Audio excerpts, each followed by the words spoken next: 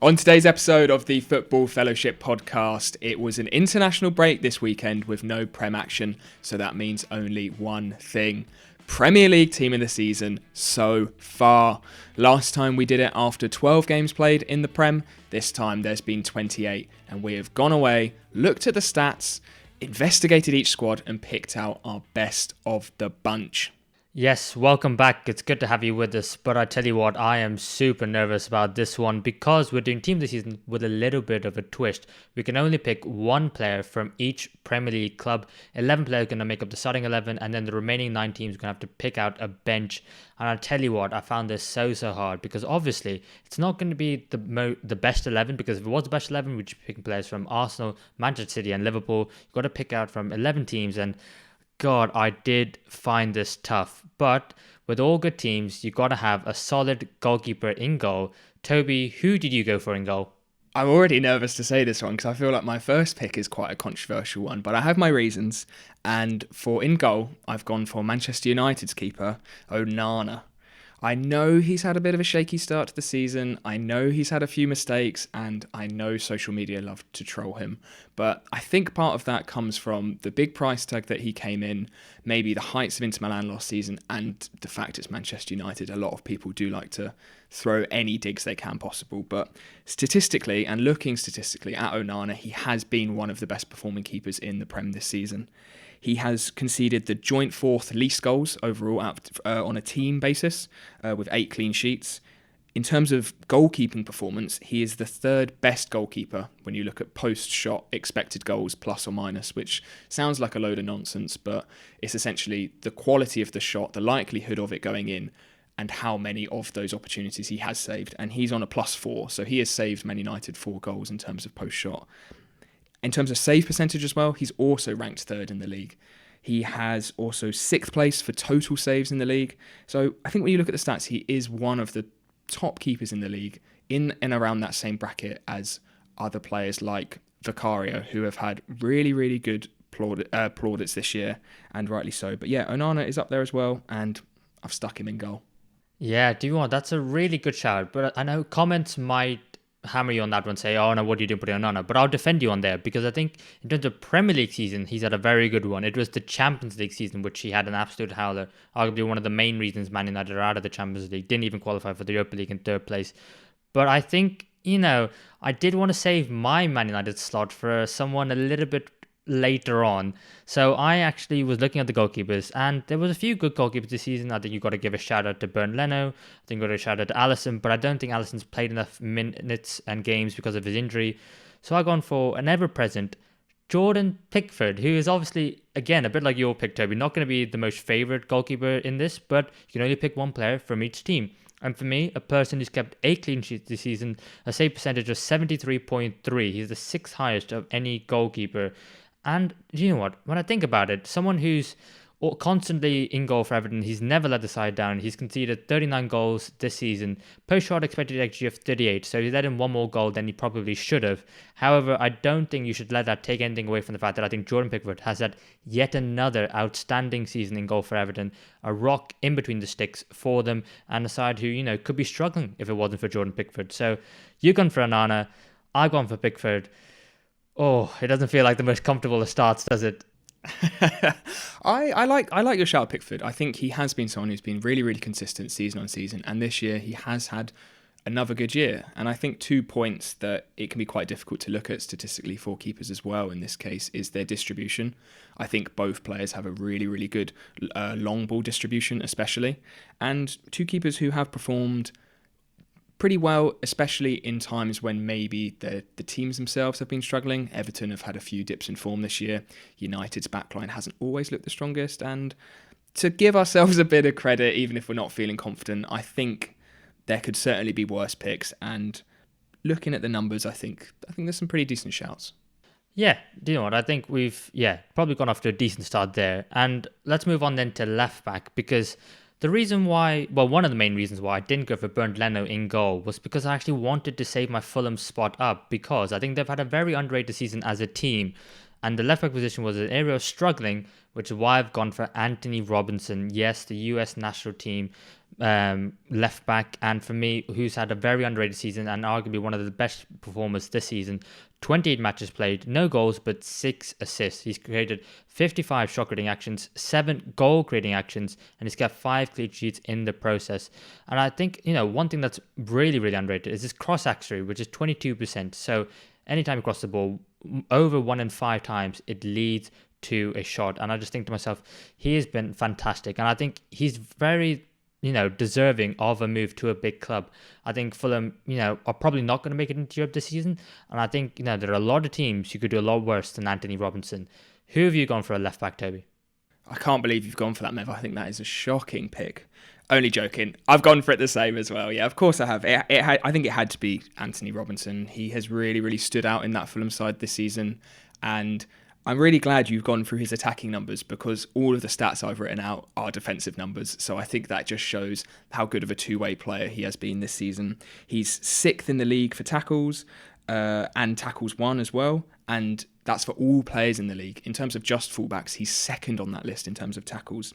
He's 1st in the league in all players for interceptions as well. He's in the top 2% for European top 5 leagues for interceptions per 90.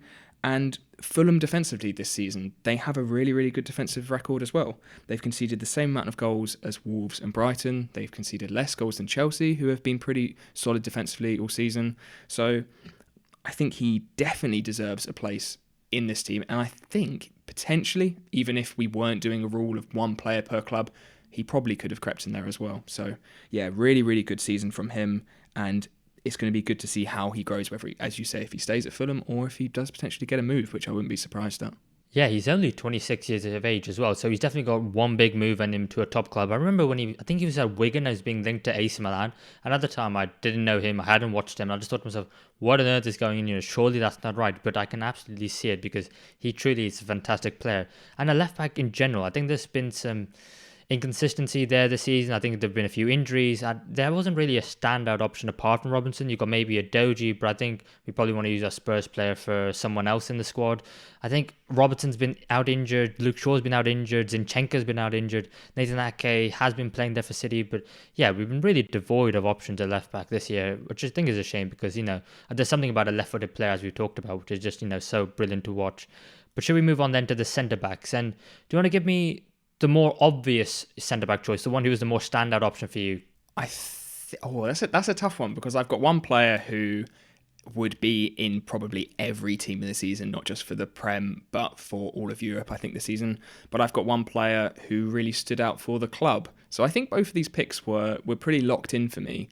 The first, in terms of who would be in almost all Premier League team of the seasons, was Virgil van Dijk. He has been back to his absolute best this season, especially given the drop in form that he and Liverpool did have last season, where it put some question marks over him, whether he was on his way back down, whether he'd already hit his peak. But he has just been absolutely incredible this season, especially in that Liverpool back line that has been ever-changing. And this is one where you can't really look at the defensive numbers because of the way Liverpool play, the way they dominate other teams. The other teams aren't really getting too much of the ball for him to perform too many defensive actions. And when he is needed to, his positioning is so exceptional that he doesn't need to tackle or intercept. He can just shield people away from danger so well. And just been probably Liverpool's best player this season, I think it's fair to say. Who is your first pick for centre-back? Yeah, do you know what? I completely agree. And I've also gone for Virgil van Dijk. When I was thinking of the Liverpool players to put in, I thought to myself, he has to be the one. I think taking over from Jordan Henderson, I had some question marks over his captaincy, whether it was a case of just giving the armband to the best player. But no, absolutely not. He absolutely deserves it. His leadership is amazing. His positioning is amazing. And I think the one defensive stat that you can use to help him out in making your argument is his clearances, because he's always in the right place at the right time, and that he's got 4.3 clearances per game he averages. And I just think in the defence, which has no Alisson in goal for lots of games this season, no Trent Alexander-Arnold, no Ibrahim Konate, no Joel Matip, no Andy Robertson, no Kostas Tsimikas, it's been ever-changing. And some kids at times, with Kwanzaa and Bradley coming in, And I thought to myself, he has still marshaled that defense and back line and made sure that Liverpool had the second best defense in the league this season behind Arsenal by only 2 goals. And I thought to myself, do you know what? He absolutely has to. I mean, shout out to Alisson and Salah and some of the midfielders of Liverpool, but it is clear as day. It had to be Virgil van Dijk. But I, in my team, actually have him as right centre back, a slightly out of position, because alongside him, I have gone for Pau Torres of Aston Villa. Yes, someone who, came into Aston Villa from Villarreal following Unai Emery, and he didn't have a great defensive history. It was more, as a centre-back who passes with the ball, and I think you can see that from the stats. I mean, 22 matches played, 20 of those have been starts, 2 goals, no assists. He's kept 4 clean sheets, not the most impressive, I would have to say. However, I think it's his on-the-ball ability, which is so, so good. And anytime you see him grab the ball, he just looks like, a centre-back who could be playing for Manchester City. I mean, to be fair, he'd probably be at home in Man City with the amount of ball possession they have. But I just thought to myself, he's one where he's so silky. And I just thought to myself, he's actually been so underrated. One of Villa's best players this season, and I know there's a lot of talk about Ollie Watkins, Douglas Luiz, Leon Bailey this season, who had a resurgence after his poor last year. And I just thought to myself, you know what, he's going very underrated, and I absolutely love Pau Torres. So I've gone for him at left centre back, and I moved Virgil van Dijk to right centre back. Not the natural position for Van Dijk, but I thought he's so world class, he can do it, and I just thought Pau Torres have been phenomenal. Tell me, who was that other centre back who you think has been one of the best for their club this season? Yeah, I just wanted to touch on that Pau Torres pick. That's a really interesting one. I can't say I was expecting that at all. And I'm not sure why I wasn't expecting it. He has had a very solid year, especially since coming in on a pretty big money move and on a move where he was linked to a lot of top clubs. Man United were really chasing down his signature for a long period of time before he did move to Villa under Emery, and he has settled in pretty well. Maybe he didn't get the minutes at the start of the season. He was sort of gradually eased into the squad, and I think that's maybe why a few people sort of forgot about him almost. But yeah, in recent months, he's really, really stepped up and has been a pretty integral part of that Aston Villa side who have impressed us so much. My left centre-back as well, I have also moved Virgil van Dijk over, is Jared Branthwaite. He has been amazing. I absolutely love him. I think he is going to be hopefully future England centre-back for the next decade. He looks so good, and I can't believe he's only 21 still as well. He's had a very different season, obviously, compared to Van Dijk. Everton are a team who have to sit back. They will sacrifice possession, but his defensive numbers have been so, so good. He's got the most tackles plus interceptions of any centre-back in the league.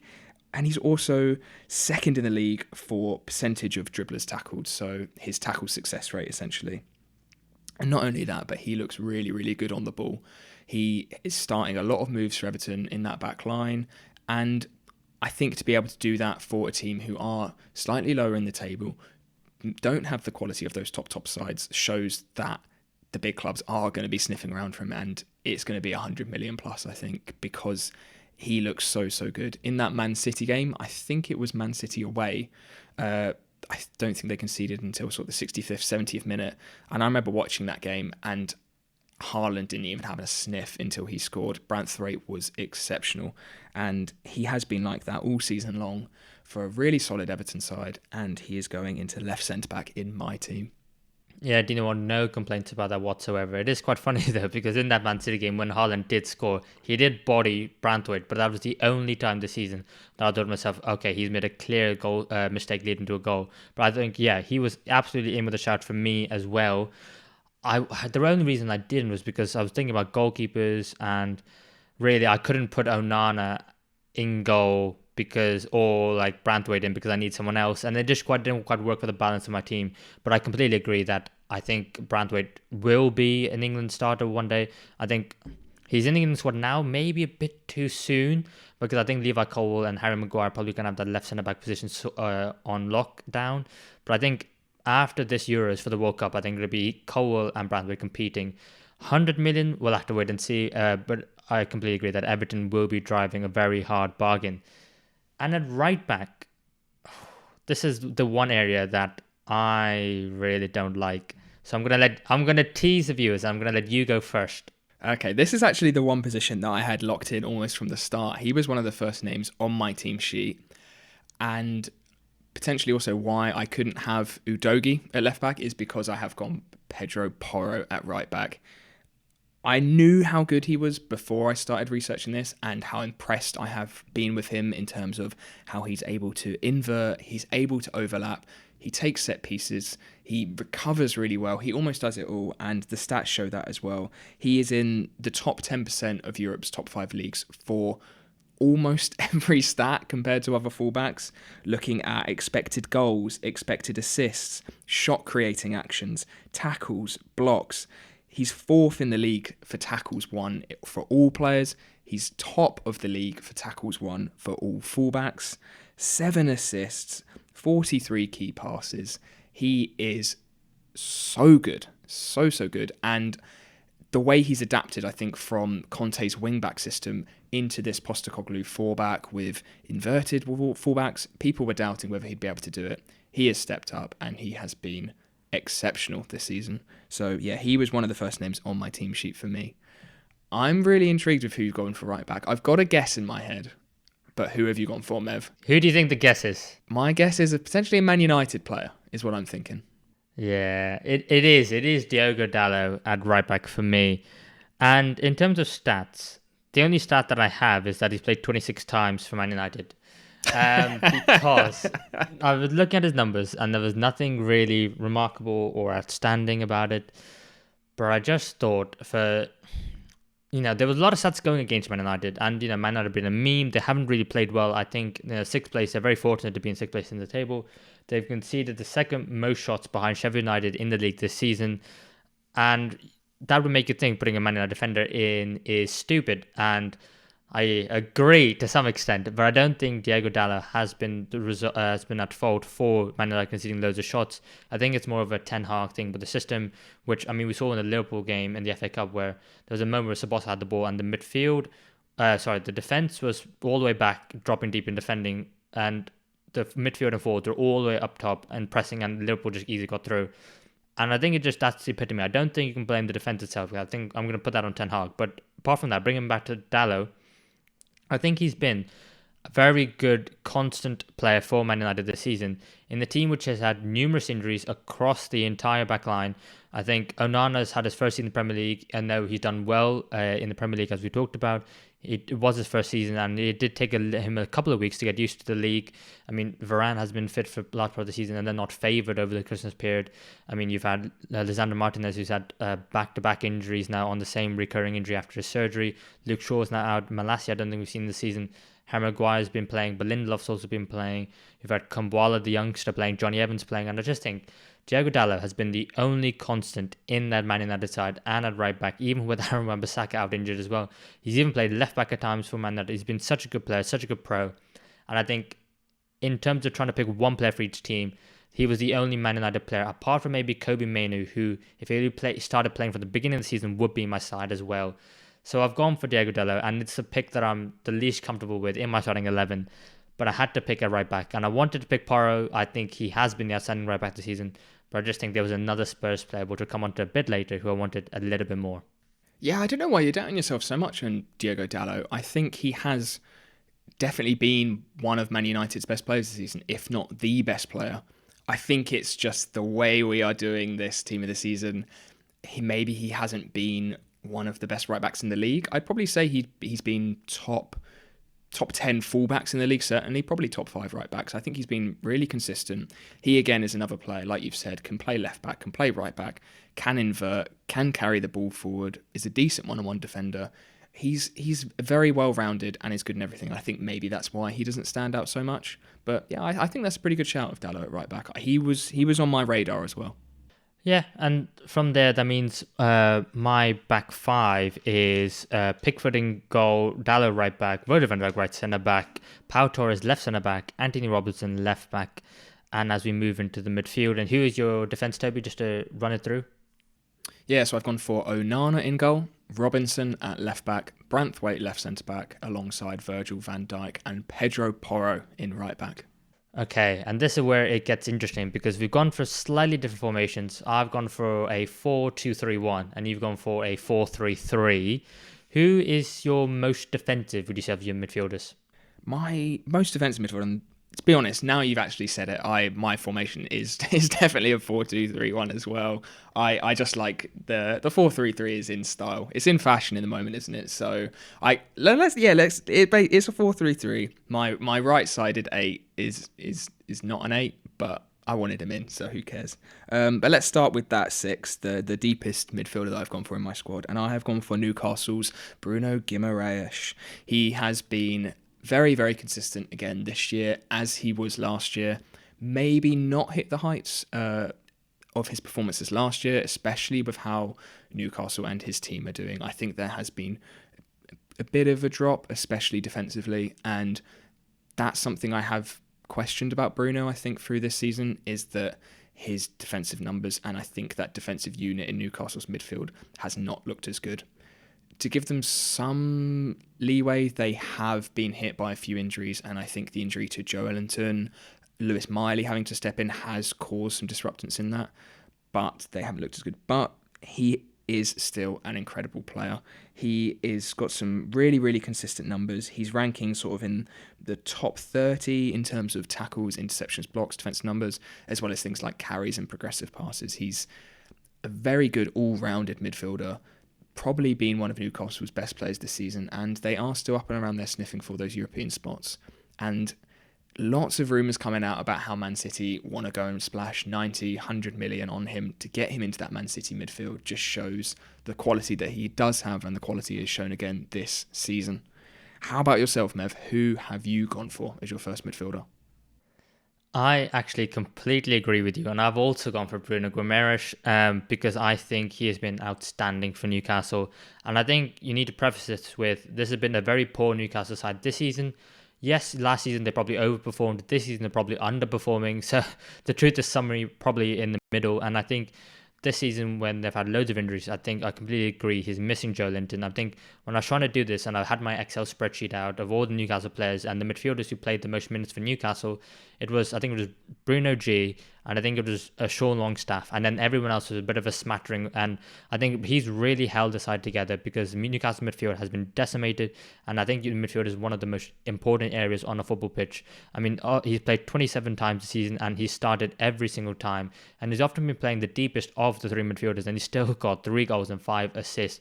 I think he's been absolutely crucial, and I think it's probably not his best position because I think maybe a Tonali, maybe someone else in the future were probably earmarked for playing the more defensive role.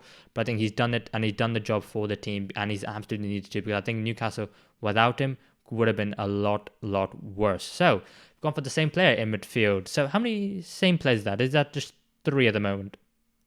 3 out of 6, which is actually 50% so far. So quite a few matches.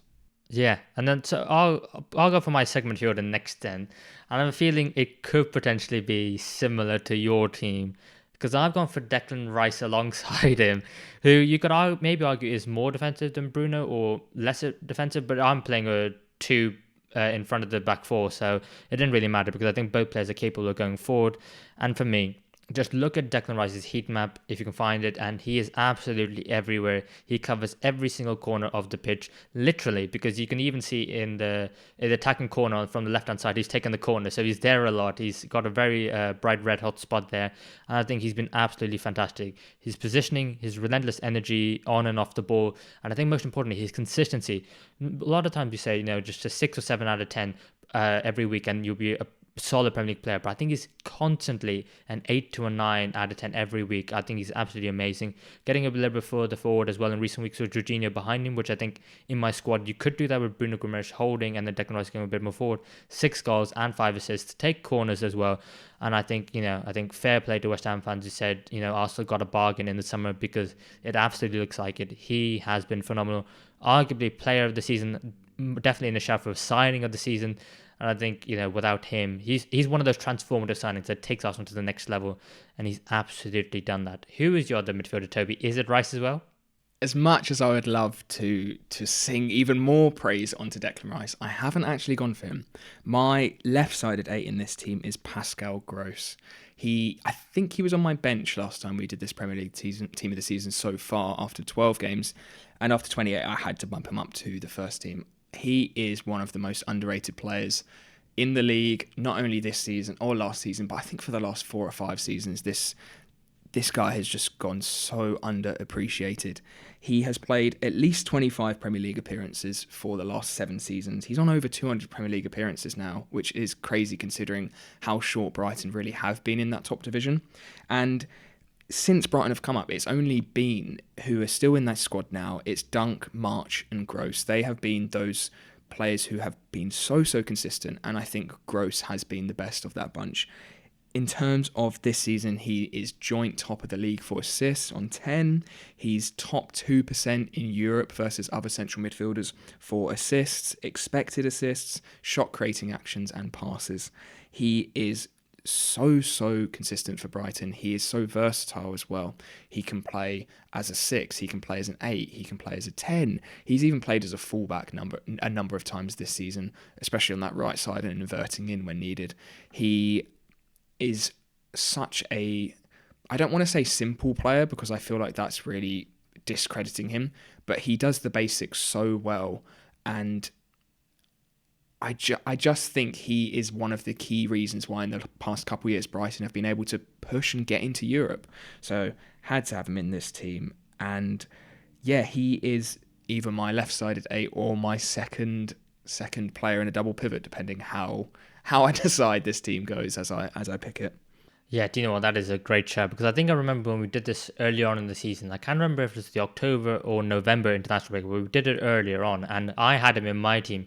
And at that point, he hadn't quite posted the numbers that he has done at this stage of the season, but he was still playing phenomenally well. And I think a credit to him because I think he's very close to being the highest appearance maker for a German in Premier League football, which I think is considering the amount of German players we've had. I mean, the likes of Mesut Ozil, Michael Ballack, I think Robert Huth is actually first, funnily enough. But I think, he absolutely deserves all the plaudits he's getting. I very much hope so that he makes it into the Germany squad for the Euros because I think he absolutely deserves it. Been so underrated. I completely agree on that shout, actually. Who have you gone for your third midfielder? Because are you playing 4-3-3, 4-2-3-1? Who is it? I know what you're going to say, and you're going to say he's barely even a 10. So, but I had to get him in, and of course it's Chelsea's Cole Palmer. I couldn't make this team without having him in. He has been electric.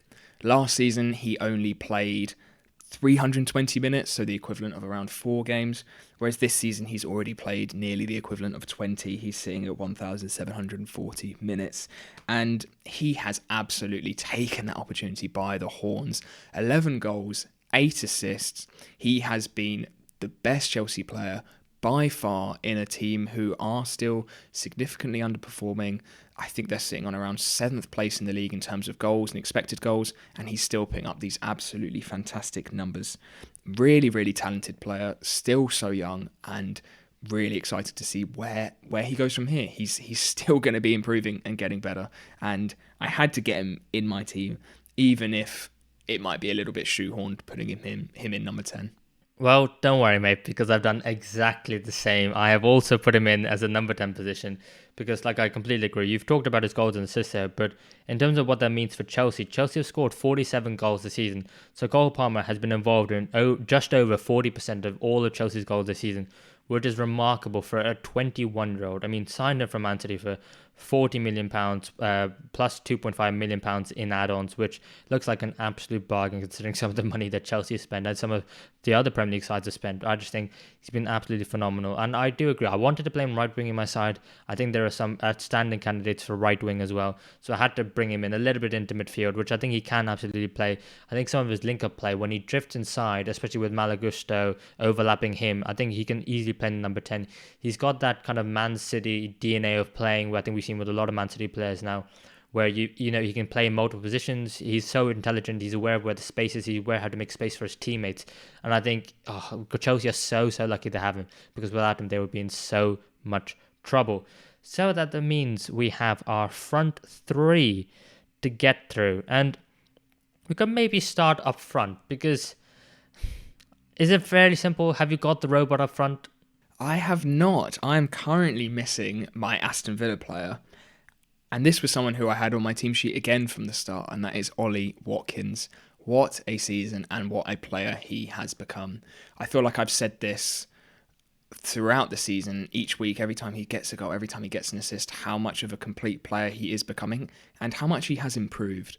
I think when we first saw him in the Prem and he was sitting on around 14 goals, I think he had his first season, then 11, and there were really some question marks over his finishing, whether Villa were able, as they were sort of pressing on, if they were able to sign someone who was maybe a little bit better, if Watkins would be able to get a move to a bigger club one day, if Villa weren't able to have the incredible season that they have had and the leaps and bounds they have made since then.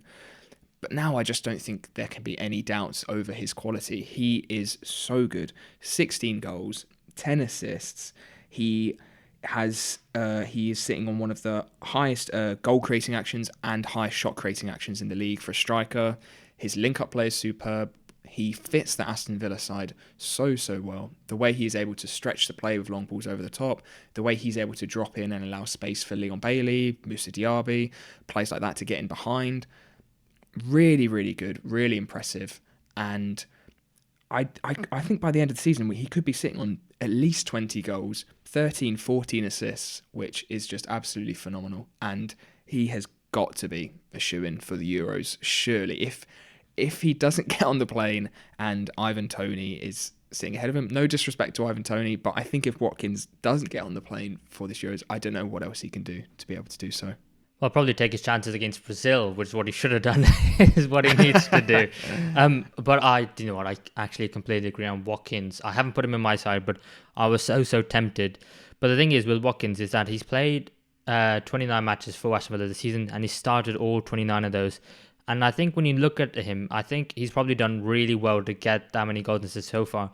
Whereas I think if you look at the opposite and you look at Erling Haaland, who I've gone for up front, yes, it's the boring pick, but he's actually started... he's played 6 games less. He's only played 23 games this season, and that's because he's been injured for a couple of them. And he hasn't even started all those 23 games. Still got 18 goals and 5 assists, 23 goal returns compared to Watkins' 26, and that difference of 3, which is with 6 games less played. And I think we'd probably say Watkins is overperforming a little bit, and we'd probably say Haaland is underperforming a little bit. So that goes to show by his own standards, just to see the bar that Erling Haaland has set, and and the fact that people. With the greatest respect to Watkins, I think, if it was any other season, he'd probably be in there. Well, probably not last season when Haaland was also doing amazing. Any season without Erling Haaland, he'd be in the side. But I just think, I think Haaland has to be in the side just because while underperforming, he's still putting up the numbers he has. And I think, undoubtedly, he can go on for the rest of the season and he could absolutely bag another 15 and then absolutely blitz Watkins. And then we kind of maybe look at it silly. And I think you can never doubt him or his quality because I think he will always prove you wrong. He has done so fantastically well since he's come over from Borussia Dortmund. I think not surprising too many people. And I think this season, I think we're a little bit bored of how good he is. So we're maybe trying to look for alternatives. But I think, you still have to give credit to where it's due. Still the top goal scorer in the Premier League this season. And I think, it's boring, but it has to be Erling Haaland, in my opinion. Yeah, if this was, as I feel like I keep saying this, if this was a regular team this season where you could have any number of players from any club, he would probably be in there. I would still try and put in an argument for Ollie Watkins because I think I was going to say he's probably brought more to Villa in terms of overall play, which I think is fair to say, and I think he is such a pivotal player in the Aston Villa side, whereas we have still seen City perform very, very well without Erling Haaland, but Haaland would probably be in there, but for me, he's not in there because there is another Man City player that I wanted to get in there as well. So, but I'm not. There's absolutely no way I'm going to be arguing that Haaland is a bad pick up front, and one that I'm sure he is in a lot of these sorts of teams.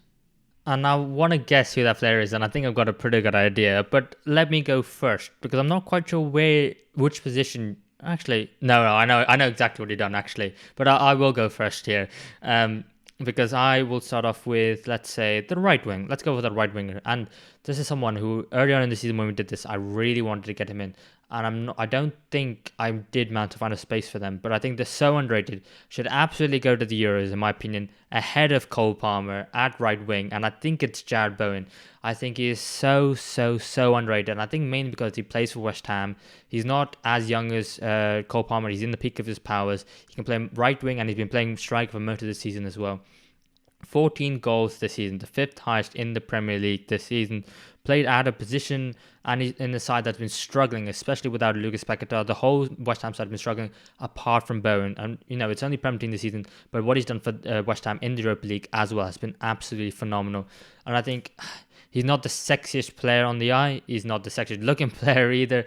But I just think he gets lost. And I think footballing ability, I think Jarrod Bowen is one of the best right wingers in the league. In my opinion, he's third behind Saka and Salah, and I would actually put Cole Palmer behind him, which I know is going to be controversial, but I just love Jarrod Bowen so much, and he's probably going to see out his career at West Ham because I think he signed a long contract there. His family's all based there now, and I think fair play to him, but I don't want to do this team this season without Jarrod Bowen because I just think, it'd be criminal. I think he's done such a fantastic job.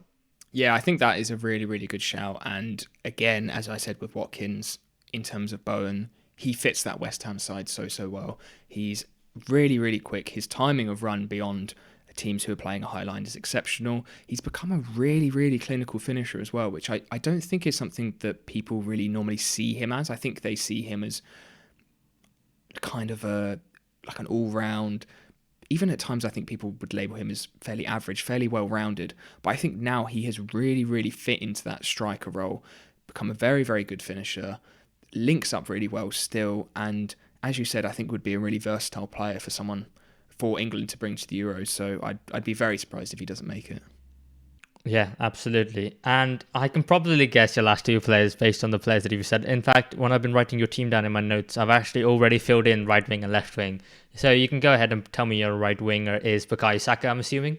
Of course. It had to be the star boy. Just another really good season. He did have quite a slow start. I think in the first 4 or 5 games there were some worries whether he wasn't going to be hitting the heights, whether he looked quite tired. It just didn't look right. But since then, it's just been another simply just amazing season for him. 13 goals and 8 assists.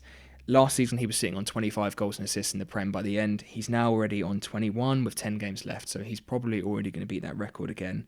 And I haven't actually written out the stats for Saka. I've simply wrote, I can't be bothered to write down all the categories that he's like top of, because you go on FB Ref, you go on Saka, he is in top 10%, top 10 in the league for almost all categories compared to other wingers. Carries, progressive passes received, expected assists, expected goals. Almost every single category, he is one of the best performers in the league this season. Arsenal sitting top of the league, what the best attack, the most goals scored in the league, the main man of the Arsenal team at only 22 years old. How much better can Saka get?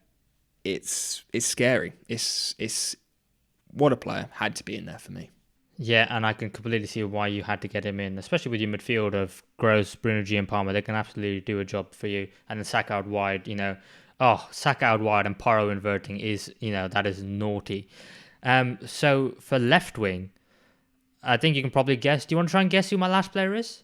Well, I don't think you've got a Tottenham player yet, have you? So I imagine it's going to be their main talisman. It is Heung-min Son, or Son Heung-min, sorry, I should say. 14 goals and 8 assists this season. Playing, starting out the season as a striker, then moving out to left wing, while Richarlison came into the side. But the thing is, he's only played 25 matches this season, so a couple less than everyone else. And I just think the one stat that always amazes me is Son's XG, because a really good player, because they constantly outperform their XG because they're of that quality where they can take those tougher chances. His XG is 8.05, 8.05, and he scored 14 goals this season. Constantly he outperforms it because he is such a world-class player, so underrated. And what Spurs fans are so lucky to have him as a player who's stayed loyal to them and who's also been a captain now. Because I think he could easily have been a player who could have gone on to play for numerous clubs at the highest level, won all the trophies. But I think, he's just a fantastic player. And, I think it was his goals and assists, 14 goals, 8 assists, which made me thought, 22 goal returns from left wing. I just thought I had to put him in.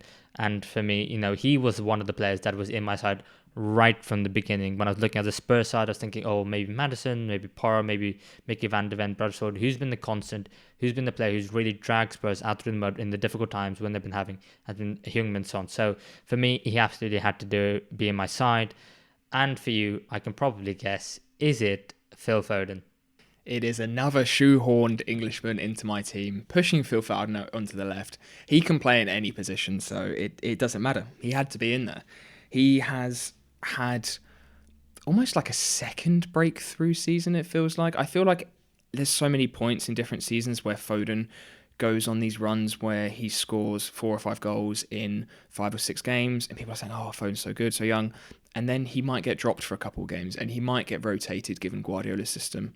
Whereas I feel this season is the first season, at least in my memory, that he has been one of the first names on the team sheet, and there's absolutely no way he's being dropped.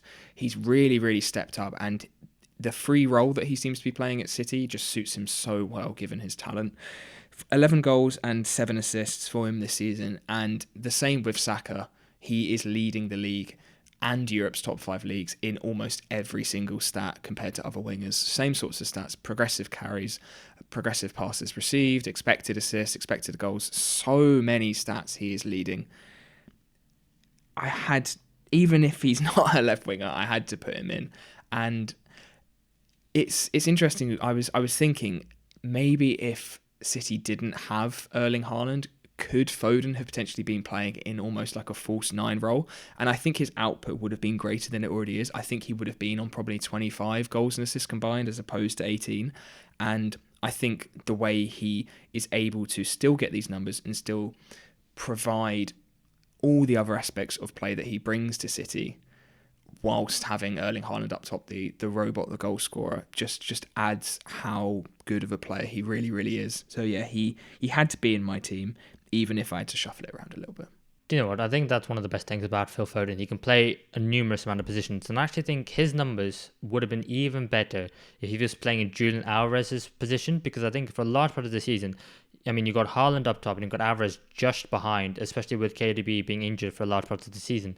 And I often thought to myself that in games when you're trying to unlock a team, Alvarez wasn't the best player in that position. I mean, and I'm really nitpicking here. This is like, minute details because obviously he's a world-class player. But I think Foden would have been better playing in those pockets behind Haaland rather than out wide on the right. And maybe Alvarez should have played on the right. But I think when you've got players of like Julian Alvarez, who won a World Cup and one that helped Man City win the treble last year, you can't really drop him from large parts of the season because he demands to be playing, otherwise he might leave. And I think it's just a case of keeping him happy. But I think Foden, I think he is the long-term successor to Kevin De Bruyne. I think we potentially saw that in the Liverpool-Man City game, where it was Foden who stayed on the pitch, Kevin De Bruyne got taken off, and I think potentially rightly so as well. So I think, with Kevin De Bruyne being 33, Foden still not even at the peak of his powers yet, and I think that's frightening. I think he's going to be, the Man City player going forward who's he's going to be the real talisman, carry the side forward, and I think, you're absolutely right to get him in the side, even if it's shoehorning him, because he absolutely deserves it. Should we run through our teams once more? So who have you got, Toby? Your full 1 to 11?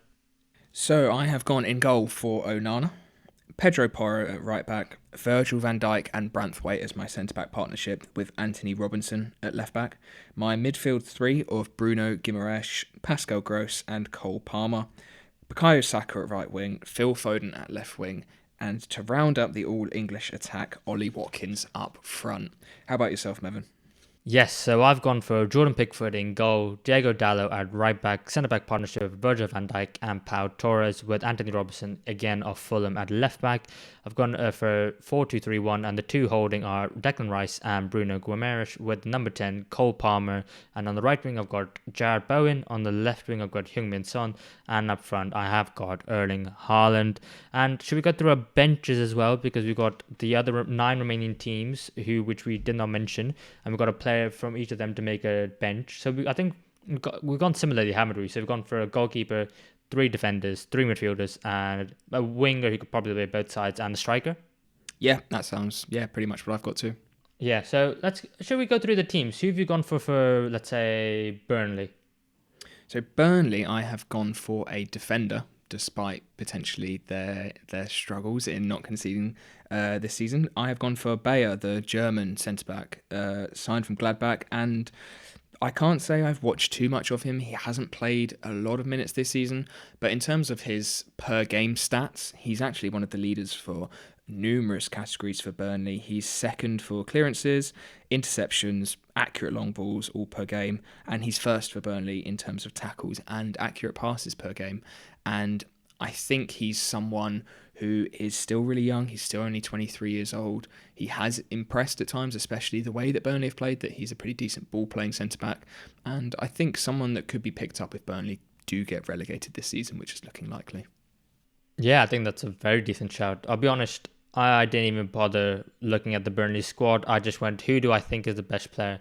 And even though I have criticism of him this season, I have gone for James Trafford, who is my backup goalkeeper for Burnley. And I just think that Burnley side, even though they spent a lot of money and recruited okay, they still didn't really recruit to the best of their abilities. And I think he was probably the pick of a bad bunch, even though I don't think he's still good enough, because I wasn't wasting my time on all honestly looking at stats of Burnley players. Absolutely savage. Well, I just cannot believe the naivety of Vincent Kompany and Burnley this season. But that's another topic for another day. So you went for your centre back. I'll tell you my centre back, and I've gone for one from Nottingham Forest, which is actually Murillo, the Brazilian. Because yes. have you done the same? The Football Fellowship favourite, mate. Of course he had to be in there. Yeah, of course. We've talked about him probably every week, I'd say. Yeah, I'll tell you what, he hasn't had a great last couple of games, and I think he has been struggling. But I think, to be fair, the whole Nottingham Forest back line has been struggling. But I think him in particular, I think his defending has been outstanding this season for the large part of games. Yes, he has struggled, but I think also his ball carrying as well. When he gets a ball and he drives out of the defense, I think he's absolutely fantastic and be a real threat to some of the sides who are man marking each of their players, and they don't quite know who to go with Murillo. And then he kind of steps into a space and a pocket, and then someone else has to step out and it creates an opening for them. They don't usually utilize it as often as enough because they don't trust the other players around him. But I think going forward, he's going to be fantastic. And the fact is, I think he's only 21 or 22 as well. So he's got a bright future ahead of him. Definitely going to be a future Brazilian international as well. So you've gone for Murillo. You've also gone for Bayer. Who's your other defender? My other defender is Tyrick Mitchell from Crystal Palace. I think he has been very consistent again this season, as he has for the last couple of seasons now. And he's quite a different build of fullback, I think, compared to what we normally see. He's defensively very, very solid and not the most adventurous. He's not someone you're going to see running down the line, whipping in hundreds of crosses, taking loads of players on. He's just a very good, solid player in that Crystal Palace unit, and someone who's impressed me again this year, especially with Glasner's transition as into Mitchell into a wing-back, which I wasn't really too sure on to start with. I wasn't sure if he would be able to fit in, but it seems pretty seamless, and he has impressed me, whether he's playing at left-back or left wing-back, and one of Crystal Palace's best players for me this season. Absolutely, he's been absolutely solid. But I think I wanted to go a bit more adventurous with my Crystal Palace choice, because I think the defence have done well. I probably would have gone for Margay had he not been injured recently, which I think is a real shame, because I think he was a shoo-in for being on the plane for England, but now with injury, I think it put a lot of doubt. So I've actually gone for someone who, again, has been injured, but I wanted to be a bit more exciting, and I've gone for Eberechi Eze, who I think is the absolute talisman for Crystal Palace. He's 26 years old, so he might be eyeing up a move very, very soon. But I think, when he gets fit and when he starts to play regularly for Oliver Glasner, I think it's going to be so, so exciting. Probably in a front three off the left-hand side, going to have less defensive responsibilities, hopefully, and he's going to be more focused on getting more goals and assists. And I think he is going to be, he's going to literally explode under Glasner. And I think maybe Roy Hodgson was giving him responsibilities, but not utilising him to his full potential. He is 26. No, he's been around for ages, and I think that's why I'm maybe worried about Crystal Palace going forward, because while Michael Olise is 22, 23, but he's the one getting the more transfer hype, which I think is worrying for Eze personally, because I think he also needs to eventually get a move, but both players have injuries, so we're going to have to wait and see what happens. Who's going to take a punt on them? Probably more likely Eze, be his injury record, but his age, he is getting on, so he needs to move quickly. But for Crystal Palace fans, they're probably hoping that absolutely does not happen. So I've told you my goalkeeper, and I've gone for Trafford. Who's your goalkeeper? My goalkeeper is West Ham's Areola. He has been... It was actually really close between him and Onana, who I wanted starting in this team, because looking at Areola's stats, he is 4th in terms of post-shot expected goals. He is 2nd in the league in terms of save percentage, and he saved 2 penalties this year out of the 6 he's saved. 6 he's faced, the only keeper to have saved 2 penalties this season. And at 31 years old now, he has finally cemented himself as a starter in a team. It feels like he has been a little bit of a journeyman, a little bit of a backup keeper wherever he's gone. He has now fully shifted Fabianski out of that starting 11 and is their number one keeper 100%, and deservedly so. He has been really, really good again. Yeah, absolutely. And I think, he was a shout for one of my goalkeepers as well. I think he thoroughly deserves to be in the side somewhere. So, who have you gone for, let's say, Bournemouth? Bournemouth, I imagine we've gone for the same player here. I'd be very, very surprised if we haven't, and it is big Dom Solanke. 15 goals and 3 assists. Easily been Bournemouth's standout player, being one of the most efficient and clinical strikers in the league this season, and that's not all he brings as well. He brings really, really good hold-up play. He is able to drop in when needed and allow the likes of Tavernier and Semenyo to run on beyond him. A very, very good season for him, one that I think has been needing to come, and hopefully it's one that can help Bournemouth push on as a whole as well, because they have looked at times this season really exciting too. Yeah, and I know Ivan Toney was banned for the first half of the season, but based on this season, and I think Dominic Solanke probably deserves to be on the England play more than Ivan Toney, but I think maybe it's one where Solanke might have to get a move very soon or just start scoring even more goals, which even though the little step he's made to score this amount of goals has been fantastic. And then, for my winger on the bench, where we can play both left and right, I've gone for Wolverhampton Wanderers, Pedro Neto. I think he's been absolutely fantastic. Still picked up 2 injuries this season, both hamstrings, and he still played a vast majority of the games for Wolves. And I think it's one where he's probably more in line for a move this summer, more than I think Michael Elise. I think he's proven that more so than Elise, that he's got over his injury doubts. The injuries are still there, but if he moves to another club, I don't think he'll be playing week in, week out. And I think he's been the most important player of Wolves' front three, along with Cunha and Huang. Because I think when he's not playing, I think they really miss that electrifying pace, which I think Huang has, but he's a little bit slower than Neto. And I think Neto probably attracts more interest from opposition defenders to mark him. And for me, it could have been any of those 3, if I'm being honest, because I love them all, but I decided to go for Pedro Neto. Who did you go for? Yeah, I could have gone for Neto or Huang, and I just felt like maybe they didn't play quite enough given the injuries that they have, and it's such a shame, because I think with that attacking line fully fit, Wolves could have really pushed on and been contenders for Europe this season, and they might just miss out this year. But I've gone for Matheus Cunha, who for me I feel like is the leader of that front line. He has struggled, I think, when he first signed for Wolves. He struggled when he was at Atletico Madrid, and I think with these sort of big money moves in terms of Brazilians, it's quite easy to sort of write them off as like luxury players, maybe players who don't have like the physicality. I think a lot of these big signings get written off in terms of that, but Matheus Cunha, there is absolutely no doubt in terms of his work ethic, in terms of his pressing, in terms of how hard he really does work in that Wolves front line, and how many opportunities he creates for himself and others with his work on and off the ball. He has been a really, really good carrier, a really good progressor. 9 goals and 6 assists so far this season.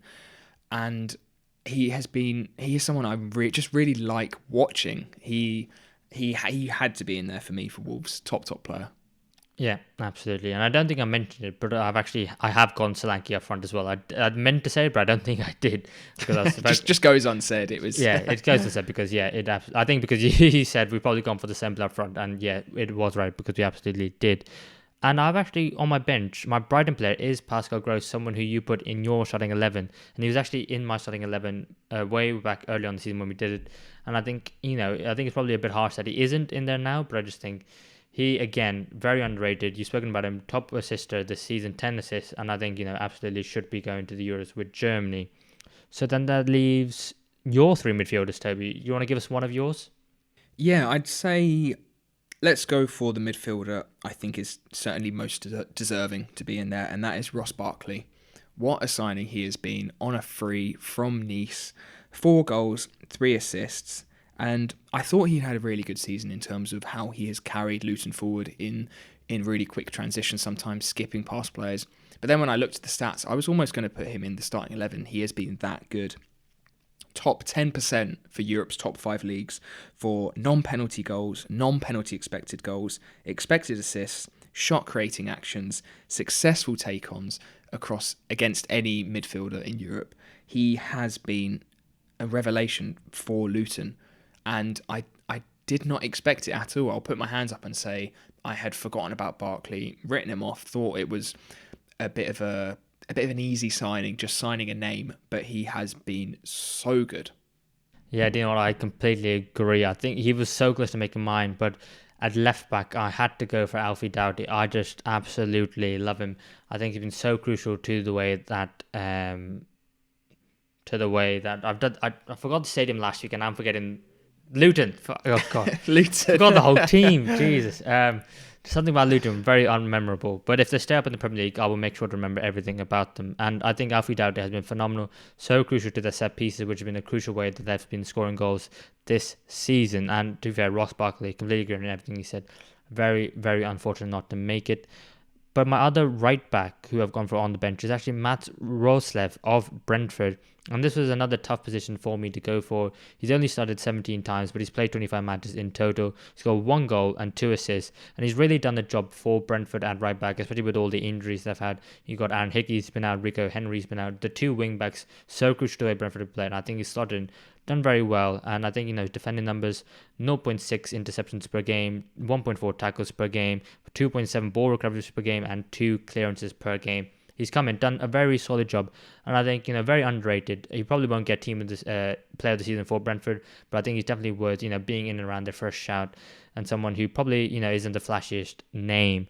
So I'll be honest, Toby, I've forgotten who you haven't mentioned. So do you want to just run me through who you haven't mentioned?